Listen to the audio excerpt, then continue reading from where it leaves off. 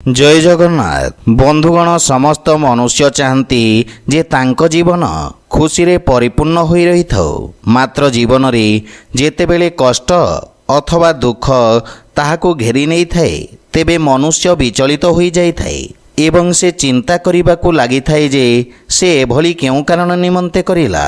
हिंदू धर्मशास्त्र रे मनुष्यर कल्याण निमंते केतेक नियम विषय कह जार पालन करने द्वारा जीवन में सुख समृद्धि एवं शांति आसी थाए।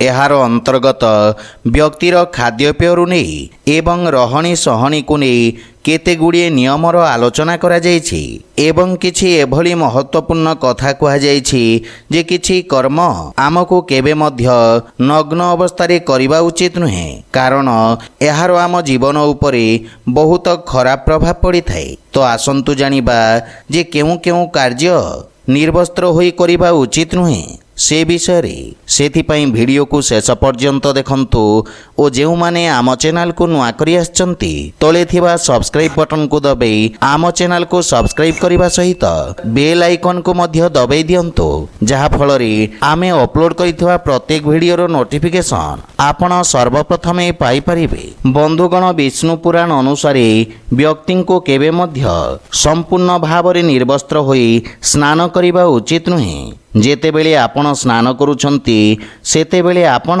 एक छोट कपड़ा हेउना काहेकि ताहा आपणक पिठीरे रहिबा आवश्यक। हिंदू धर्म रे जल को देवतांक आख्या दिया जायछि एवं संपूर्ण भाव रे नग्न होई स्नान करिबा जल देवतांक अपमान सदृश बोली कहा जायछि। बंधुगण निर्वस्त्र होई शोइबाकू बहुत लोक पसंद करिथांती, सेमानंकू एभली शोइबा पई आराम मिली थाए। मात्र विष्णु पुराण अनुजाई निर्वस्त्र होई शोइबा उचित नुहे। एहिपरि करिबा द्वारा चंद्र देवता रुष्ट होइथांती।